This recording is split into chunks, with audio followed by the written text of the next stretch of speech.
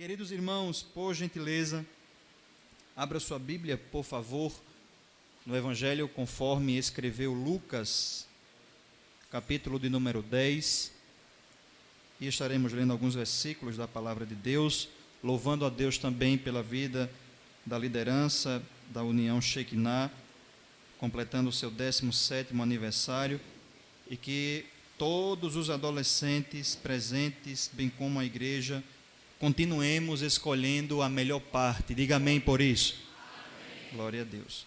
Evangelho conforme escreveu Lucas, capítulo 10, versículos 38 ao 42. E aconteceu que, indo eles a caminho, entrou numa aldeia, e certa mulher, por nome Marta, o recebeu em sua casa. E tinha esta uma irmã chamada Maria, a qual, assentando-se também aos pés de Jesus, ouvia a sua palavra. Marta, porém, andava distraída em muitos serviços, e, aproximando-se, disse: Senhor, não te importas que minha irmã me deixe servir só?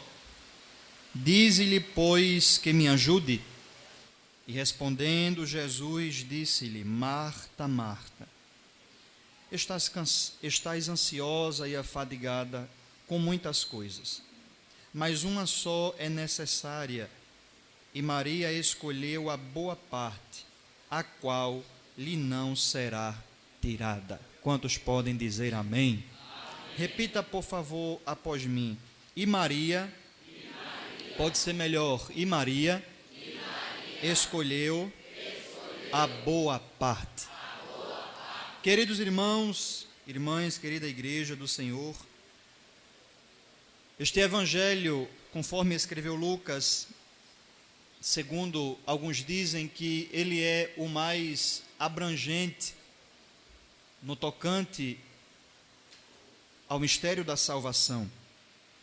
Ele traz uma perspectiva universal concernente à salvação, como também ele se destaca pela importância que ele dá, ou que ele traz, ou que ele faz alusão às mulheres. É no Evangelho de Lucas que ele ressalta a importância e traz à nossa mente o cântico de Maria. É Lucas quem fala sobre a profetisa Ana. É Lucas quem deixa muito nítido as mulheres, ou o papel das mulheres da Galileia durante o ministério ativo e terreno de Cristo. Lucas exalta a importância das mulheres como a de Maria de Magdala, ou Maria Madalena, como a de Joana, a de Susana, e outras mulheres que cooperaram diretamente no ministério terreno ativo de Jesus. Ele ainda destaca a importância dessas mulheres quando subiram com Jesus a Jerusalém, estiveram na crucificação de Cristo, no seu sepultamento, e foram as mulheres que foram as primeiras a receberem a notícia que Jesus estava ressuscitado. E glórias a Deus por isso. Nós vamos entender, à luz das Sagradas Escrituras, principalmente desse escrito lucano, de que Marta e Maria eram irmãs, como o texto diz. Possivelmente a casa era de Marta. Jesus estava no Monte da Transfiguração, Lucas capítulo 9. Ele desce, vai para Betsaida, passa por Samaria e decide novamente ir a Jerusalém, mas decide parar na casa de Marta. E a Bíblia, ela é enfática quando diz que desceu Jesus a caminho e entrou numa aldeia, e certa mulher, por nome de Marta, o recebeu em sua casa. E esta tinha uma irmã chamada Maria. Repita, por favor, Maria. Os evangelhos de Lucas e o evangelho de João destacam muito bem essas duas irmãs.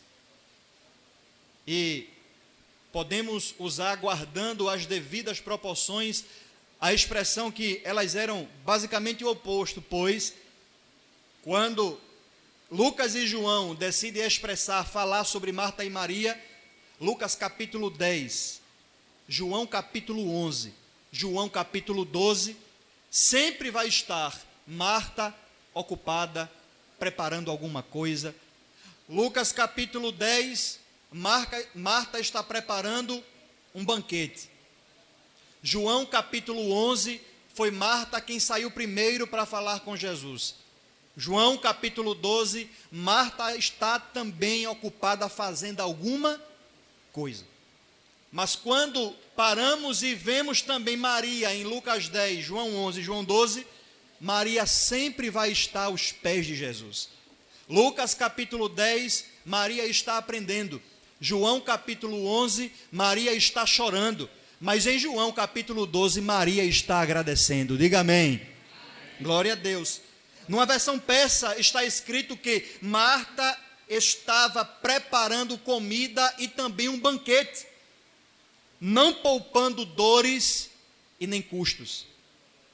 Essa versão, ela diz que Marta estava com a mente e com as suas mãos ocupadas.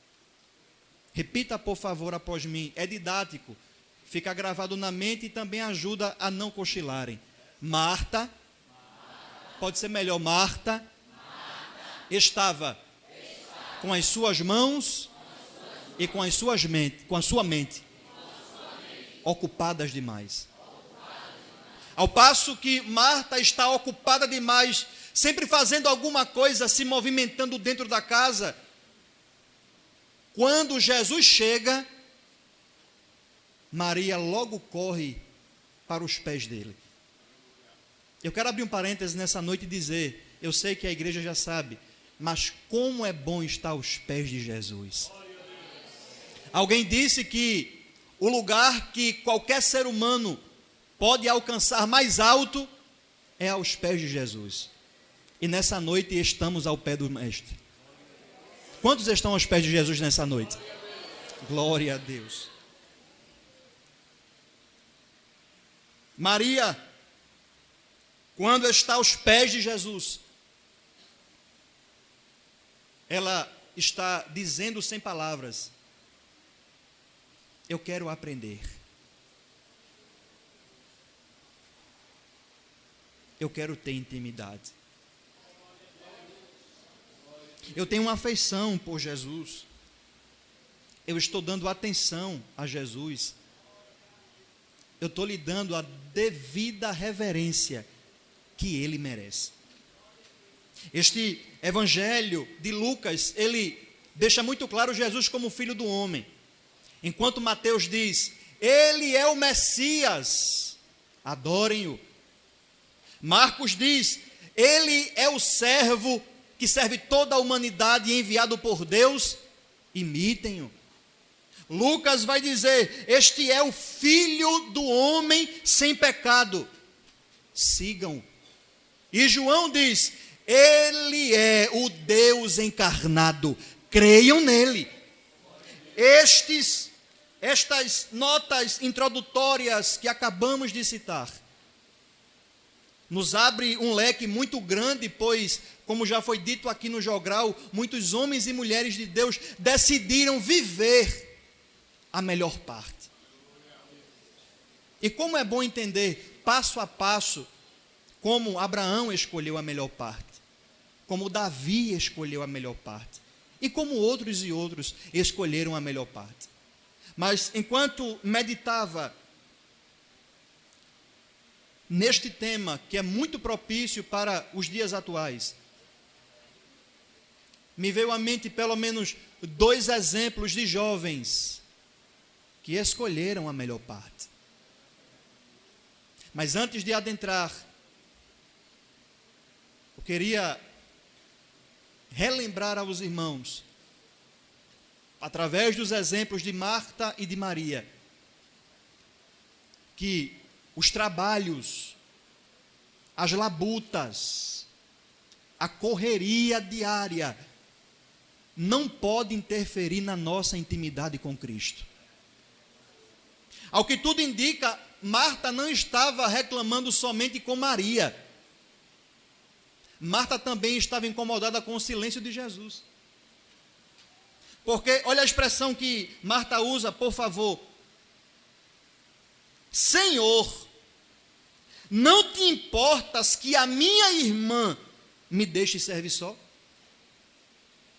Ao que tudo indica também, Maria estava preparando alguma coisa, e quando Jesus entrou na casa, ela parou e disse: eu preciso aprender aos pés de Jesus.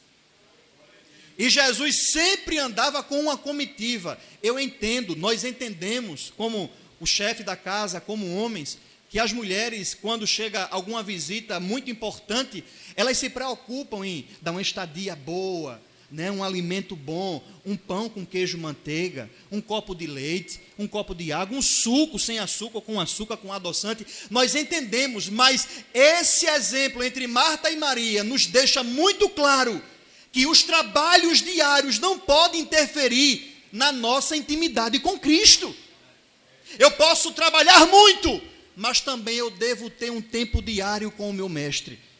Eu posso labutar muito, mas eu tenho que ter o meu devocional com Jesus. Durante o dia eu posso fazer aqui, eu posso fazer ali, mas eu jamais posso deixar um dia de dizer: Jesus, obrigado pela minha saúde, obrigado pela tua presença, obrigado pela tua companhia, obrigado por tudo que tu tens feito, que tu já fizesse, e eu sei que tu irás fazer ainda mais, não só pela minha vida, mas também pela vida da minha família. Jamais eu posso deixar que o trabalho, que a rotina interfira na minha intimidade com Jesus. Nós não podemos. Quantos me entendem até aqui, digam amém. Amém. Glórias a Deus por isso. Jamais deixemos que nada interfira o lugar de Jesus em nosso coração. Na versão da Nova Bíblia Viva está escrito que Maria descobriu a melhor parte. Repita, por favor: Maria descobriu a melhor parte. Na Revista e Corrigida vai dizer que Maria escolheu, mas na tradução da Nova Bíblia Viva está escrito: Maria descobriu.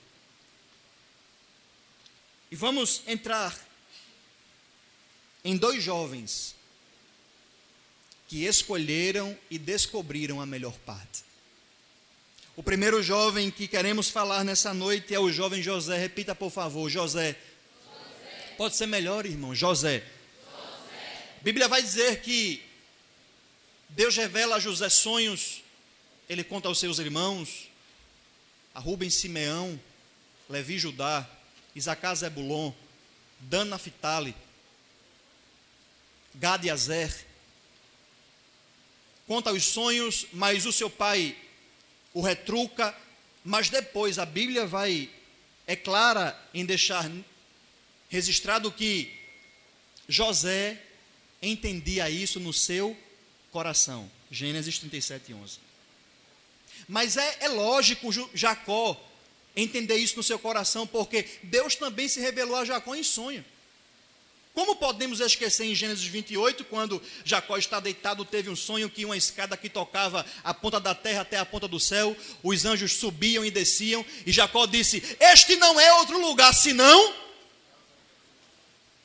Que terrível é este lugar. Jacó entendeu que não era meramente algo do acaso, do universo, do destino, mas era Deus revelando o futuro de José. A ira dos irmãos se acendem, José é vendido, mas o que nos deixa gratos a Deus é porque em Gênesis 39:2 está escrito: Deus estava com José. Gênesis 39:3 vai dizer que Potifar reconheceu que Deus estava com. As bênçãos de Deus repousaram na casa de Potifar através de Gênesis 39:5. Mas o inimigo, ele é sagaz, ele é astuto. Quando José está sob a casa de Potifar governando, a mulher de Potifar começou a colocar o olho em José. E a Bíblia diz que quando não tinha ninguém na casa, ela decidiu: agora é a minha vez, agora é a minha oportunidade. Mas quando ela chega perto de José, que começa a proferir, José disse: que mal eu poderia fazer ao meu chefe Potifar e pecaria contra o meu Deus? José, permita-me a expressão, abriu de carreira. Mas como o diabo é sagaz e usa os seus instrumentos, ela conseguiu ainda segurar numa parte da roupa de José, que ficou na sua mão. Quando Potifar chega: olha aí o hebreu que tu trouxesse para a tua casa. Queria fazer algo contra mim. Potifar, como é a história? José, você está preso, cárcere. Mas quando José chega no cárcere, quem estava com José? Meu Deus. Quem estava com José? Chegou no cárcere, Deus estava com José. Alcançou graça ao dono das chaves e disse: pronto, você agora vai ser porteiro dos carcereiros. O padeiro, o copeiro de Faraó estava lá. José revelou os sonhos, interpretou os sonhos. José agora é chamado, permita-me, devido ao tempo, José agora é chamado para estar diante de Faraó. José faz a sua asepsia, faz a barba, veste uma roupa melhor, e quando chega diante do Faraó, ele disse: eu tive uns sonhos e não há ninguém que interprete-o. O Faraó contou o sonho. José disse: é simples. A interpretação não está comigo. A interpretação está com ele. Quem vai revelar não sou eu, quem vai revelar é ele. Porque quem escolhe a melhor parte, identifica e sabe que nós não temos nada, tudo provém dele. José disse: é simples o sonho, Deus já me revelou. Qual é a revelação, José? 7 anos de fartura, 7 anos de escassez. Mas tem uma coisa, Faraó. Quem sabe o Faraó da época disse: diga, Deus ainda tem um mistério. Dentro desse mistério, me diga qual é o mistério, José. Você, o Senhor, vai ter que colocar um homem inteligente, sábio e um administrador nato para tomar conta no período de 7 anos de fartura, porque senão não vai dar, vai acabar tudo. E a Bíblia diz, Gênesis 41, 16, Gênesis 41, 38 e 39, que Faraó disse: eu não estou vendo ninguém aqui no Egito que o Espírito de Deus não esteja nele. Este homem vai ser tu. Estão entendendo que Deus usou José para ele mesmo? Faraó, tu precisa colocar um administrador nato para tomar conta dos 7 anos de fartura. Mas Faraó identificou que o Espírito de Deus estava sobre a vida de José e disse: a partir de hoje não vai ter ninguém maioral no Egito, senão eu e também ti. Eu vou dar uma volta no Egito, vou te colocar na carruagem real, vou dar uma volta no Egito e vou anunciar que a partir de hoje tu serás o primeiro governador do Egito, José. E quando Faraó reuniu todo o povo, Faraó fez um símbolo muito intrigante na mente da gente. Depois de andar todo o Egito, permita-me, Faraó tirou o anel do dedo dele, simbolizando honra, poder, e colocou no dedo de José. E não é que o anel coube certinho?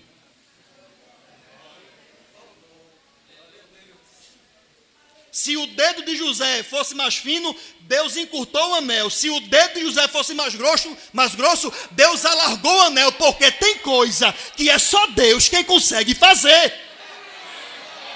Quando Deus quer honrar quem escolhe a melhor parte, Ele faz o anel encurtar, Ele faz o anel enlarguecer, coloca em cima de carruagem real e diz: agora é contigo, eu te escolhi, eu te elegi, porque tu escolheste a melhor parte. Passa-se os 7 anos, vem os anos de prova. Os irmãos de José são enviados para o Egito para comprar o mantimento. José identifica os irmãos, estou correndo devido ao tempo.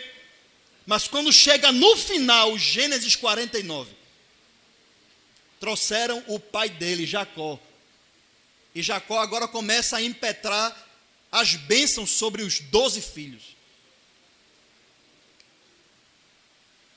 E eu entendo em Gênesis 49:10 que José foi conservado em vida para conservar a linhagem de Jesus.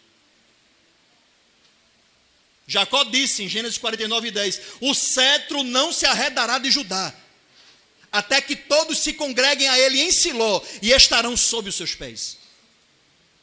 E nós servimos ao leão da tribo de Judá. Mas quando chega em Gênesis 49, 22, 23, 24, 25 e 26, Jacó decide falar sobre José. E é aí onde está o segredo da melhor parte. Jacó começa dizendo: José, ele é ramo frutífero, porque ele está junto da fonte. Quem escolhe a melhor parte sempre vai ficar pertinho da fonte.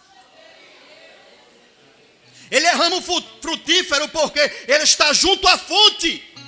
49, 23 vai dizer: os flecheiros lhe acertaram com a amargura. Irmãos, permita-me, meu pastor Gediel, quem escolhe a melhor parte, às vezes sofre tanto.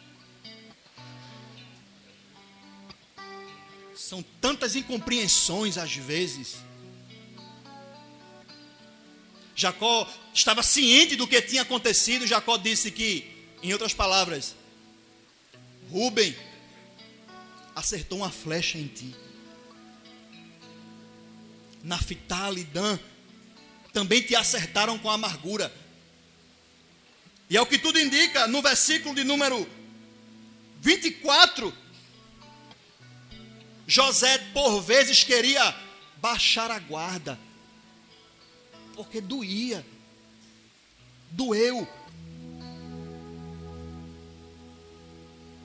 Acertado com amargura pelos próprios irmãos, dói, causa traumas.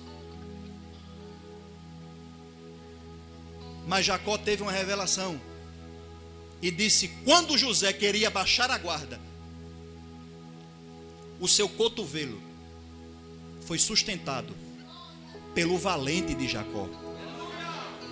Era José querendo às vezes desistir, mas o valente de Jacó dizendo: José, segura o teu arco aí firme. Senhor, está doendo, eu coloco minha mão no teu cotovelo, mas o teu arco não pode baixar. Está entendendo por que que às vezes a gente quer parar, quer desistir? Se nunca chegou esse dia na sua vida, eu sinto muito dizer, mas vai chegar, porque já chegou na minha. Mas eu quero dizer nessa noite que o valente de Jacó decidiu passar em glória do Goitá nessa noite.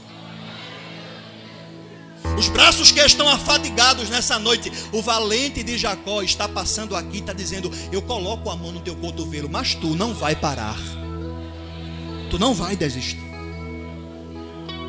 Jacó ainda abre mais o leque e disse: José, tu vai ter bênçãos de cima, bênçãos de baixo, bênçãos da curta e da longa distância, porque quem te sustentou foi o pastor supremo, o valente de Jacó, sustentou o teu arco, tu estás firme.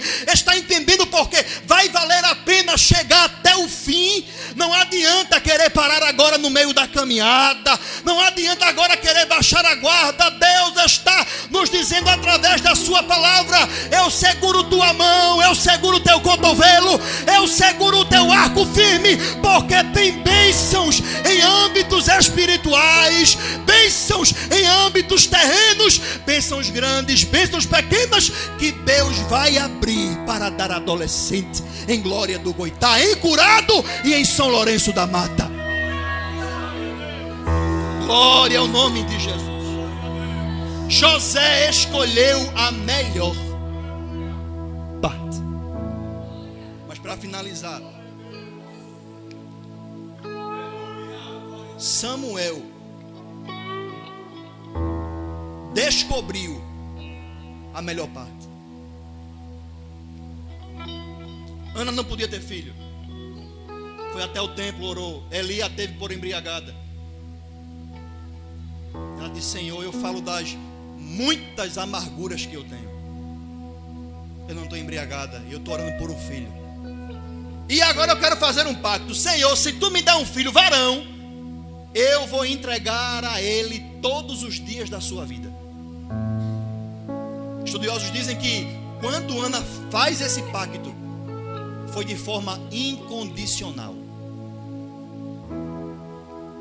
Ele vai te servir até o último suspiro de vida que ele tiver. A Bíblia diz que quando o menino foi desmamado, Ana o levou e o deixou no templo com Eli. Mas a situação naqueles dias, homem de Deus, estava difícil. Não tinha visão manifesta, não tinha palavra. Porque Ofni e Finés estavam afastando o povo do culto.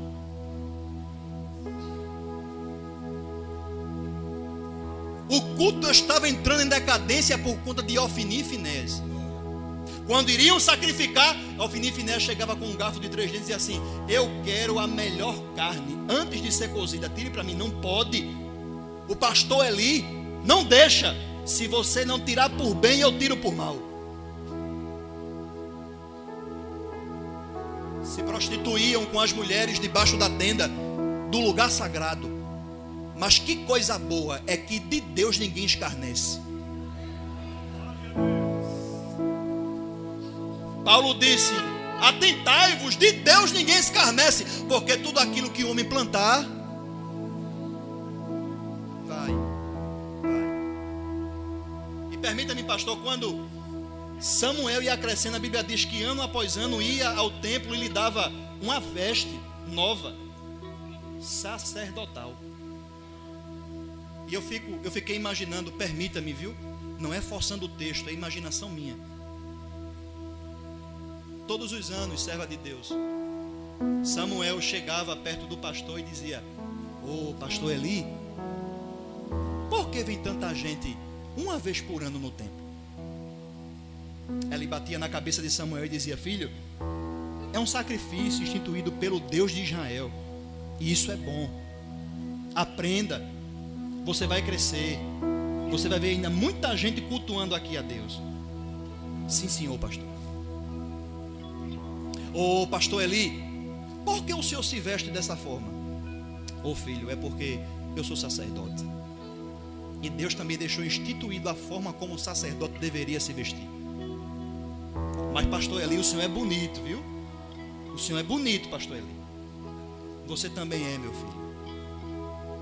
Quando Ana chegava, às vezes eu chego em casa, Caleb, meu filho, vem correndo: papai, papai. E agora Pedrinho também já chega fazendo zoada e vem logo para o meu colo. Agora imagine Samuel longe de Elcana, longe de Ana, perto de Eli, perto de Ofni e Finés, perto de um bocado de gente. Quando Ana chegava uma vez por ano, Samuel chegava: maninha, que coisa boa é ter a senhora aqui. Como é que a senhora está, mãe?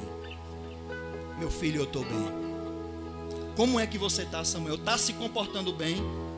Estou, manhã. Estou aprendendo umas coisinhas aí com o pastor. Ele está me ensinando. Eu quero falar com o pastor Eli. Pastor Eli, como é que está Samuel? É como eu chego na escola. Como é que está Caleb? Está melhorando. É uma bênção, né, irmãos? 7 anos de idade.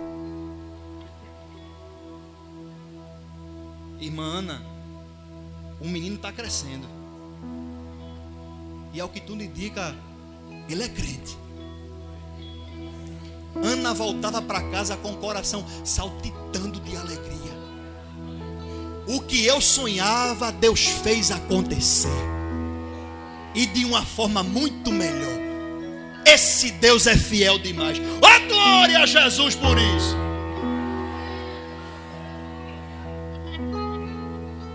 Mas a Bíblia diz em 1 Samuel capítulo 2, versículo 26, que Samuel crescia e agradava a Deus. 1 Samuel capítulo 3, versículo 1 vai dizer que Samuel servia a Deus perante Eli. Samuel, ainda jovem, prestava serviço no templo a Deus e ao seu superior. Mas não tinha palavra manifesta, visão muito menos, porque o povo estava cansado dos pecados de Ofni e Finéas. E Deus se utiliza da antropopatia, é Deus se mostrando com sentimentos humanos. E Deus diz, Deus permitiu tudo isso porque Deus queria os matar. Está vendo que Deus não é só amor? Da proporção do amor de Deus é a sua justiça. Deus é pleno em tudo, irmãos.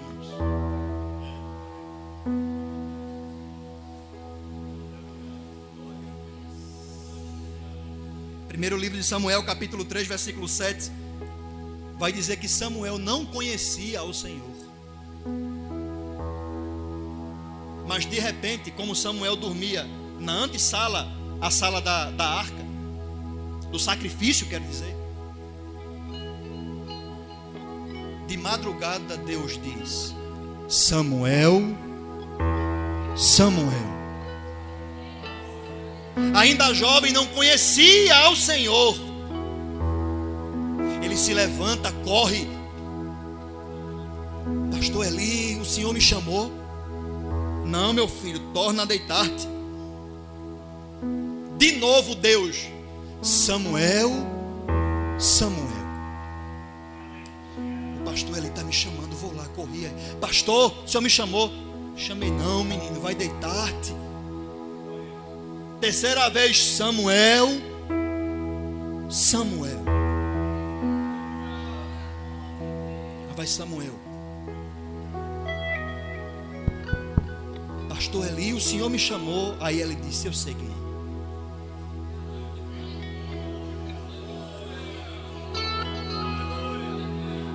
é. Era ele que falava comigo. Agora está falando com esse menino.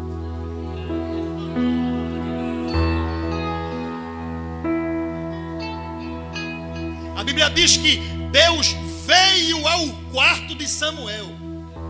E é lindo a expressão em hebraico, que eu não vou me atrever a dizer, porque eu posso errar.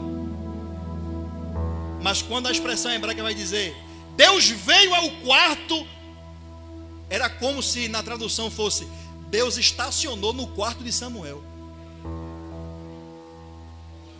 Deus veio e disse, eu quero ter um tete a tete com esse menino dentro do quarto dele. Porque tem coisa que Deus pode resolver do céu, mas tem coisa que Deus pode descer e resolver na terra. Com Abraão foi assim. Deus acabou de falar com Abraão, subiu. Deus resolveu alguma coisa com Abraão ali. Foi tete a tete, olho no olho, cara na cara. Com Samuel, Deus decidiu estacionar no quarto onde Samuel estava. E ele disse, quando ele falar, tu diz assim, fala porque teu servo ouve. Deus, Samuel, Samuel. A voz. A voz. Fala, Senhor. Ergueu lagaragachai. Nergueu montroqueio, estaio. Ergueu camanho. Tu recanagas toca manho chaio flagio staikio prakio cho placanyo gocho flagia hai. Ergio na manondri casturibio arigio takamancho flagio stai te pe pra castui de que cho fla encho la camachu. Deus desceu no quarto do menino.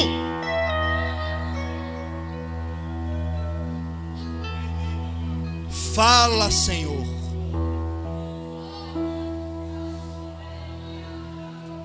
Erdio, Enika, eu stikio, chikimian, tchekamancho.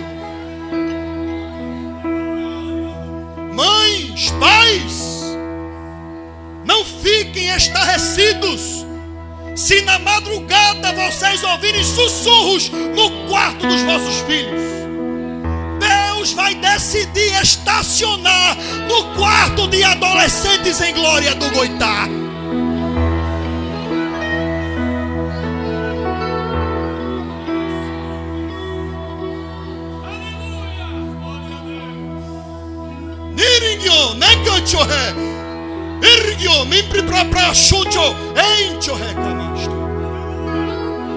Deus está firmando os teus passos hoje, segurando nas tuas mãos hoje.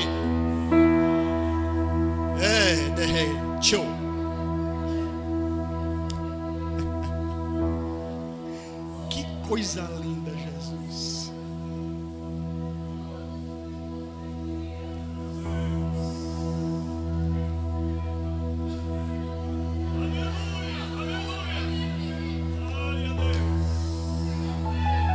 Dirigentes, não se admirem quando um adolescente no ensaio disser: eu tenho uma revelação da parte de Deus para entregar.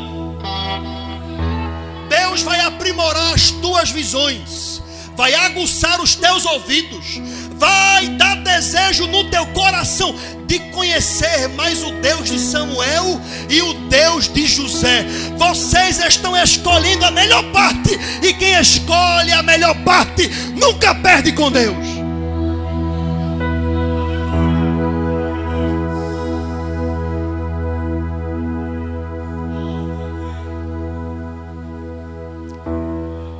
Fala, Senhor, porque o teu servo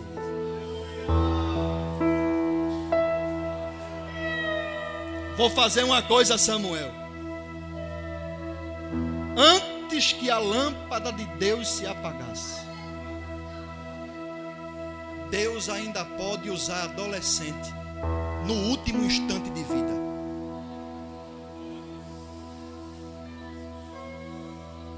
Quem disse que Deus também não pode usar mão de adolescente para expulsar demônio?